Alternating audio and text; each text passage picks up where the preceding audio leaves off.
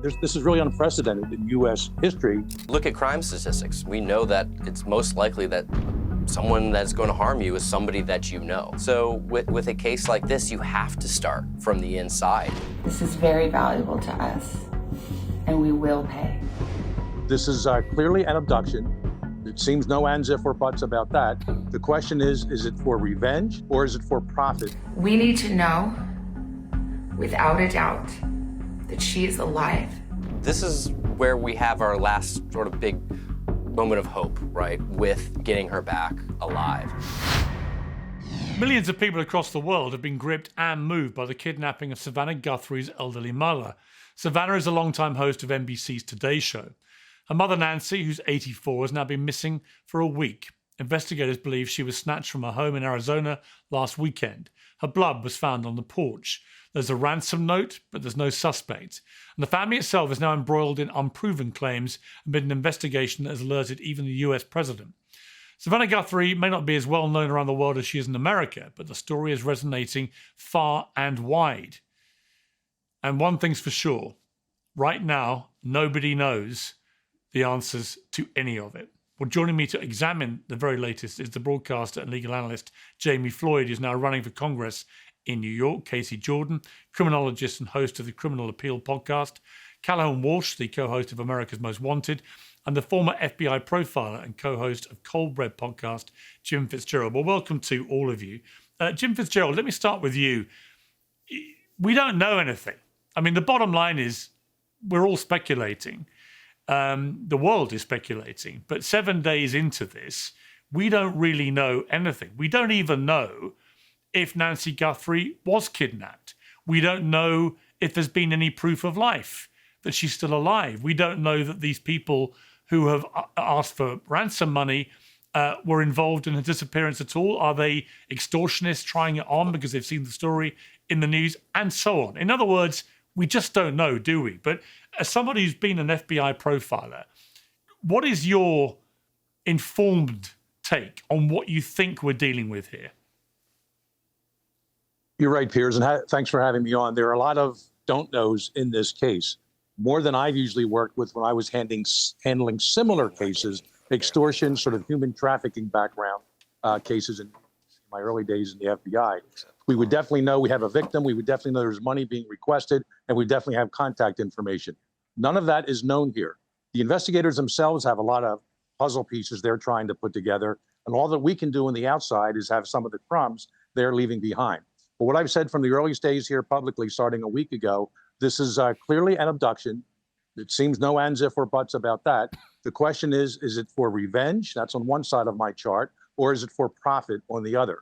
The revenge stuff may have been obvious early on, but the for-profit stuff didn't come up, I should say, until about 48 hours later. Bottom line here for this part, this is being run very differently than other kidnappings in my historical past, and certainly in the U.S. historical past. They just don't happen in the U.S. for a reason, because they're very unsuccessful. So far, successful abduction here, unsuccessful kidnapping for profit. We'll see where that goes in the next day or so. I just want to play you, before I go to the other panel members, I want to play the clip of the latest family video they put out, much shorter than the first one, and seemed to be very precisely worded. Let's take a look. We received your message, and we understand. We beg you now to return our mother to us so that we can celebrate with her. This is the only way we will have peace. This is very valuable to us, and we will pay. Now, Jim Fitzgerald, watching that, full disclosure, I know Savannah pretty well. I used to appear on my Today Show quite regularly. I actually co-hosted one of the hours of the Today Show a number of years ago for a few weeks. And she is genuinely one of the nicest people I've met in show business. I mean, without any doubt at all. And that's been said by many people who know her. And my heart absolutely breaks for her and her family. I can't think of, my mother is around the same age. I can't think of anything more horrific than your elderly mother being snatched from her bed. So this whole thing to me is horrifying on a level I can't remember anything like this. But when you look at that video, Jim Fitzgerald, again, with your former FBI hat on, the wording of it seemed very precise. What's your reading of the wording? one key word is humanize.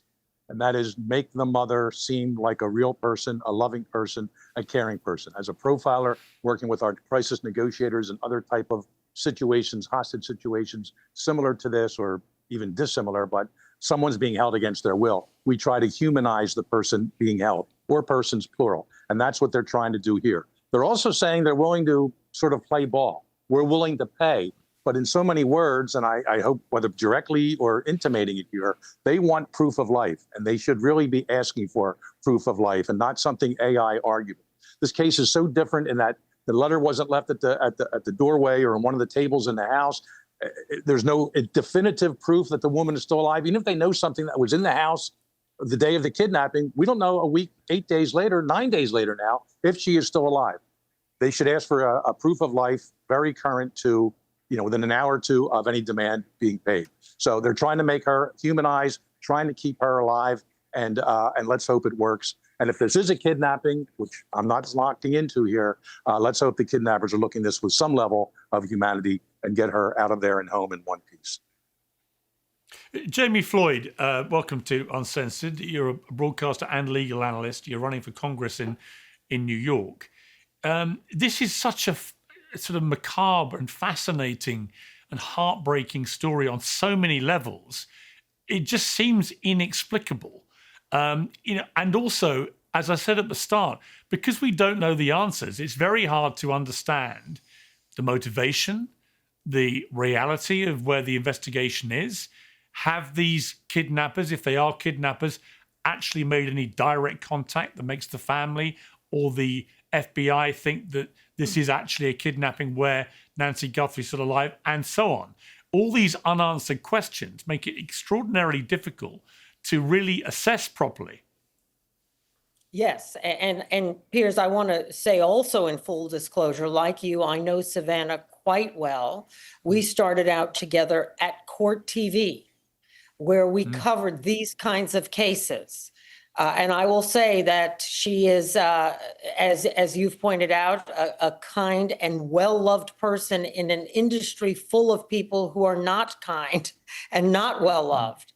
But she's also tough and smart and spunky, and she knows to work with law enforcement in this moment. So you're right to parse the words of those videos and her with her siblings, her choices about what to say in this moment. But to your question, it is an incredible case. And it's very much unlike kidnapping, as has been pointed out by our profiler, is highly unsuccessful and therefore highly unusual everywhere, but especially in the United States. And with Savannah, I've covered other cases like this. We covered the JonBenet Ramsey case together, but times have changed to try to get away with something like this. And again, we're speculating, right? We don't really know what's happened here. But we have the kinds of technology, the doorbell camera, for example, the fact that everything we do now in society is filmed, photographed, and tracked digitally. And then the idea that you're going to get any sort of ransom that can't be tracked, whether it's Bitcoin or in any other form, it's nonsensical. So this is a tremendously unique case, but I think law enforcement and the Guthrie family have a unique opportunity here to solve it and bring Nancy home. Yeah, I mean, you make some good points there. Kidnapping, hijacking as well used to be much more prevalent, but because the perpetrators were invariably caught or killed, it certainly seems to have gone out of criminal fashion in more recent years. And yet here we have an apparent kidnapping with utter impunity. I want to bring in Casey Jordan here, criminologist, host of the Criminal Appeal podcast. I want to play the first clip now that the family put out, and then come to you after this. Our mom is our heart and our home. She is 84 years old. Her health, her heart is fragile. She lives in constant pain. She is without any medicine. She needs it to survive. She needs it not to suffer. We too have heard the reports about a ransom letter in the media. As a family, we are doing everything that we can. We are ready to talk. However, we live in a world where voices and images are easily manipulated. We need to know, without a doubt, that she is alive and that you have her. We want to hear from you, and we are ready to listen. Please reach out to us. You know, one of the things, Casey, that has been raised by people at NBC, actually, from people who apparently are feeling quite bad about this, is that Savannah was, encouraged to do a lot of stuff with her mother on air, not just in the studio, but also at the home. And that whether this has prompted somebody to look at the age of her mother, look at the $1 million home she was in, it may or may not be significant. It's only about 60 miles from the border, for example. Again, this is pure speculation at this stage, obviously, but it's not a sort of wild fantasy, I guess, to think that somebody may have been watching that and thought, actually, there's an opportunity there to commit this heinous crime and potentially extort money from Savannah Guthrie. Correct. And there are people who even think that televised content with Savannah and her mother could have given the clues about the interior of the house that the extortionists are putting in these communications, where they're talking about, a dangling floodlight and other details, trying to validate that they've been in the house. Many people also speculate they've never been in the house and that everything that they're saying has been derived from Google Maps or from either maybe police report leakage or service providers who have been in the house. But the most important thing about the video that you just played, that was the first released video by the three siblings. And that is exactly what Jim Fitzgerald said that they should be doing, is humanizing their mother. They talk directly to their mother. They tell her how much they miss her and want her home. And they use very key concepts like pain and suffering and how her health and her heart are fragile. That is dynamically different than the sibling video that was just released on Saturday, where they are not asking for proof of life and any hopefulness is gone from their faces. So we have to wonder what was in that second communication that came in to those Tucson news agencies that seems to have turned the tables. We know that there was a lot of specifics, but I get the feeling that whoever has control of Nancy Guthrie is not offering proof of life, but they are holding a deadline. And there was no effort to humanize her in the latest video. That concerns me. Let me bring in Callahan Walsh, co-host of America's Most Wanted. Callahan, welcome to Uncensored. There's an interesting thing about that video is in the wider, longer clip. There's one part of it which is almost word for word identical to what we saw in the movie Silence of the Lambs, when you have a senator making a direct appeal. Let's take a look at this. She is full of kindness and knowledge. Talk to her and you'll see. Catherine is very gentle and kind. Talk to her and you'll see. And I guess that is just further evidence that there is a kind of playbook here by the FBI where certain wording is deliberately designed to try and appeal to whatever semblance of humanity the captors may have. You're absolutely right. And it's because this is where we have our last sort of big moment of hope, right, with getting her back alive. If this was a case that she wandered from the house and wasn't able to make it back, the temperatures have been way too cold to survive out there. If it was an abductor who took her that have nothing to do with the ransom letters, there's a likelihood that she's deceased as well, unfortunately. But if she's been held captive because there's a ransom, that's hope that she's still alive. And that's what this family is clinging on to. know, when my parents, were looking for my brother in 1981 when he was abducted, they said that not knowing was the hardest part. And they would do anything that they could to see him again. And with this hope being dangled in front of the family, of course, they're going to do everything that they can to seize upon that moment and hope that they get their mother back. We've seen a lot of speculation, like I said. The broadcaster Ashley Banfield, who I used to work with at CNN, made a claim earlier in the week that Savannah Guthrie's brother-in-law might be somehow a suspect. This is in relation to a vehicle which he drove. There's no outside evidence to support this, and it could just be completely wrong, obviously.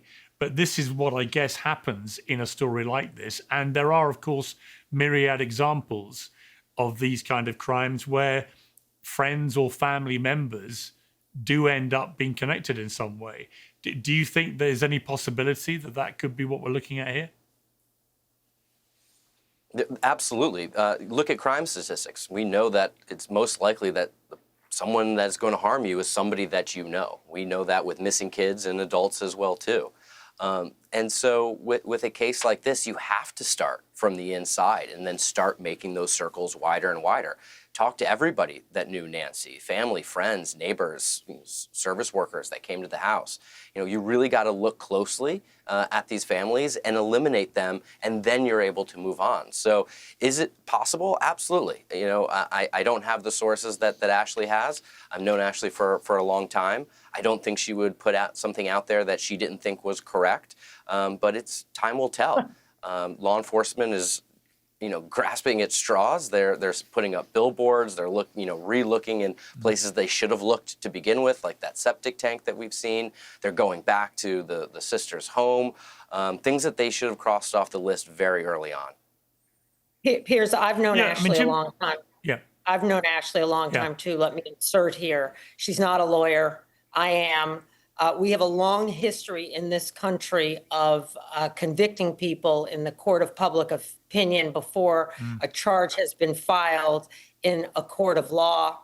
We have a long, ugly history that goes back to the colonial period when you were the mother country of ugly public trials that happened long before anyone's ever been charged. We got to be careful.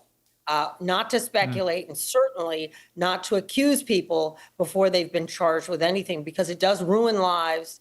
And we have a healthy history in this country of wrongful convictions of people. And I've made my career, a big point in my career, of standing up for people when they are at risk of being wrongfully accused. So I want to be really careful in this case, because this is a ripe case for that kind of error to happen. No, I completely concur. And in fact, these things run riot on social media.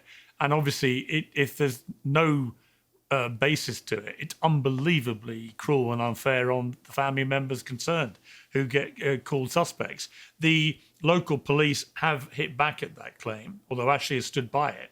They said, we don't have anyone here listed as a suspect. No one's eliminated, but we just don't really have enough to say, this is our suspect, this is our guy or our gal we don't know. It's kind of reckless to report that someone's a suspect when they could be a victim. Jim Fitzgerald, let me come back to you. Billy Bush, who also worked with Savannah at NBC, he said this about the ransom. The report is that there's, at Monday by 5 o'clock, they want a $6 million Bitcoin ransom. That means that Nancy Guthrie as well. And, $6 million for NBC is a quick stroke of a quick hit send. And they should be able to get that done very easily. So Jim, I mean, what do you make of that NBC, obviously got very deep pockets, that they should come forward and pay that ransom, whatever it is? Well, this gets pretty complicated, and Piers, as we've all kind of agreed here, Casey Jordan, your other guest, this is really unprecedented in U.S. history. The last paid, or I should say for-profit kidnapping of which I am aware anywhere in the West was outside of Oslo, Norway, a woman named Anne Hagen. But the note was left in the house when she went missing, and she's still never been recovered. The husband was arrested, as your last guest just said, but then those charges were dropped. But back to the Billy Bush thing. I mean, we get too many people involved here. It can start mucking up the works. I'd rather keep this, and obviously we're all here talking about this too.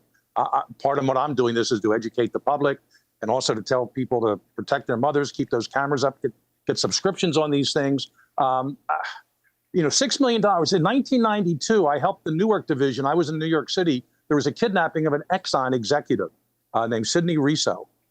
They wanted $18.5 million from Exxon to free him. It so happens he died the fourth day in captivity, but for the next 53 days, the kidnappers, actually a husband and wife team, kept the facade going that he was still alive.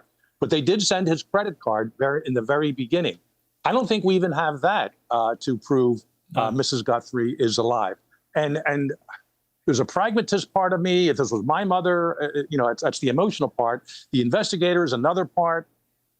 Ask for proof of life. Almost every kidnapping, but going back to Lindbergh, Frank Sinatra Jr., and others since then have had some kind of a proof of life element involved in it. And we don't see that here. And could it be, Jim? I just don't know how serious it is. Could it be, Jim, that the FBI have had some form of proof of life, which is why they're taking the ransom seriously, but they've chosen not to share that with the public? That's very possible, and I would not expect anything otherwise. And we don't have as many news conferences, probably by design, from the sheriff anymore. That we're every day, and we're getting all kinds of conflated and conflicting information. So there's no doubt they're holding back, and they're going to know the best way to go. But I will tell you this too, and nothing against critiquing my former colleagues.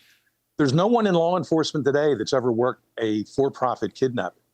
They just haven't. There's some retired agents and investigators have. I'm not talking about child custody or the Elizabeth Smart type of things. All bad stuff, don't get me wrong.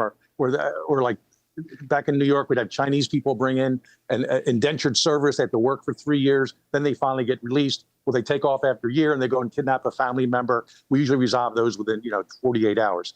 Those things aside, this kind of stranger for-profit kidnapping, no one out there has ever worked these before. And even the family is relying on movies from the early 90s, Silence of the Lambs, to put out their appeal. And I'm not knocking them for that. I'm not tying anything into that negative. They're doing what's best for them, consciously or subconsciously. So this is uncharted territory for a lot of people working this case. And I'm not ruling out, again, an abduction was successful for whatever reason.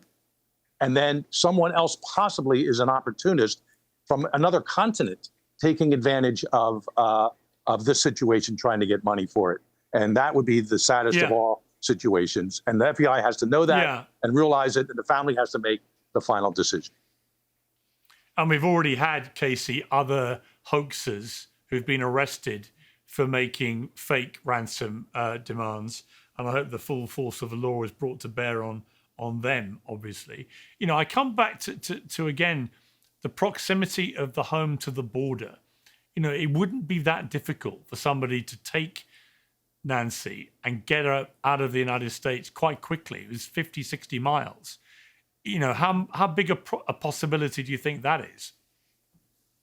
I think it's something that the FBI and the police are absolutely considering. I mean, we're talking about tens of thousands of hours of video footage that they have got to pour through, looking for anything. An equivalent amount of digital evidence for cell phones that could be pinging off the local towers. This is a massive undertaking. So I don't think anyone is holding the FBI or the local police, in criticism. But the bottom line is that we have not, as Jim pointed out, seen anything like this. We do not usually see kidnappers for profit communicating through news stations. I mean, it just... Why would you? You want to get directly to the family, and doing anything else really muddies up the water and keeps the channel of communication clogged, if you will, because everything is going through a news director who's turning it over to the police, who's turning it over to the FBI, who's turning it over to the family. If you want to get your money, you go directly to the family. So at this juncture, we know we have a 5 p.m. deadline tonight, but we don't know exactly what it's for. We presume it is for the $6 million in Bitcoin. But we also know that the Guthries demanded proof of life, and we don't have any clue, any inclination that they have received it. So that takes everything in a new and different direction, because there seems to be, based on the latest video, this idea that they will take her back in any condition just to have answers, which is so important when you don't know that the torture of not knowing is probably worth this money to them if they just know the answer. And I think they're willing to pay that. And I don't think it matters whether it's Savannah or NBC. I do worry that if the money gets paid, because there is no honor among thieves or extortionists or criminals or murderers, there is no honor among thieves and there are no guarantees. You could pay the money and still have radio silence on the other end. They take the money right off into the sunset. We still don't know what happened to Nancy. So then, of course, it's open season on all vulnerable relatives of wealthy people. That kidnapping and extortion. And again, I agree with Jim. We don't know that the people who are responsible for Nancy's disappearance are the same people demanding a ransom. We have no idea. So this could be apples and oranges. Yeah, let me finally bring you back, Callahan. You've been through a similar horror story with your family. I mean, for those who don't know your story, how did that end? My parents looked for Adam for 2 weeks. Adam's case captured the nation's attention, similar to this case. Adam's remains were found 2 weeks after his abduction in a ditch here in South Florida. It was an unfortunate turn of events, but as I said, the not knowing, my parents always said, was the hardest part. Once they knew Adam was deceased, they could bury him, they could end that chapter in their life and start writing new chapters. And they changed the way we look for missing kids in America. At the National Center for Missing and Exploited Children, we've helped recover over 480,000 missing kids, all in honor of my brother. And we still continue to fight. But as mentioned earlier, even all those cases that we deal with day in and day out, we don't see ransoms. This is not something we see. And of course, kids go missing all sorts of different ways. Stranger abductions are actually the least common way a child goes missing. Many children run away. Many children are abducted by not family members or non-custodial parents. And what bothers me in this case is that they are putting up billboards. I think they're trying everything. You have to throw everything at the wall in a case like this, but I think it shows that they really don't have an avenue that they're really pursuing because they're trying everything that they can. They don't have the regular investigative tools that law enforcement relies on, like tracking a cell phone, license plate readers, tracking credit cards. All that was left at her home. The DNA came back to Nancy's. That doesn't bode well for her, but that doesn't tell us anything about a possible abductor. And so law enforcement has to go outside the box and really try everything. We saw them going back again to the crime scene, revisiting places that they should have before. And they really do need to think outside the box, really start trying every little thing that they can in hopes that something pans out. It does seem quite extraordinary that an 84-year-old woman can be snatched from her bed from a property of that kind in that kind of neighborhood, and there is no technological tracking at all, which they seem to have been able to find in the whole journey of wherever she was taken. It just almost defies belief. And of course, there's also the ticking time bomb of her medication, which we're told is very important. And, without it, she would really struggle health-wise to survive very long anyway. We don't know whether she took any medication with her, had any medication on her. You've got to assume probably not if she was taken out of her bed. So these are all more unanswered questions. But look, I've got to leave it there. I thank you all to my panel. Some great expert opinion, albeit I think we're all agreed it remains just an extraordinary mystery. And that is what is captivating the world. I can tell you over here, people wouldn't have known who Savannah Guthrie is, but they do now. This has touched a lot of people and made a lot of people, very, very fearful, I think, about what this means about family members of television personalities and so on. But again, we don't know the motive. So we don't know what's happened or what the motive is. So to try and jump ahead to that is probably a little foolhardy. But thank you all very much. You're welcome. Thank you. Good to be here. Piers Morgan Uncensored is proudly independent. The only boss around here is me. If you enjoy our show, we ask for only one simple thing. Hit subscribe on YouTube and follow Piers Morgan Uncensored on Spotify and Apple Podcasts. And in return, We will continue our mission to inform, irritate, and entertain, and we'll do it all for free. Independent, uncensored media has never been more critical, and we couldn't do it without you.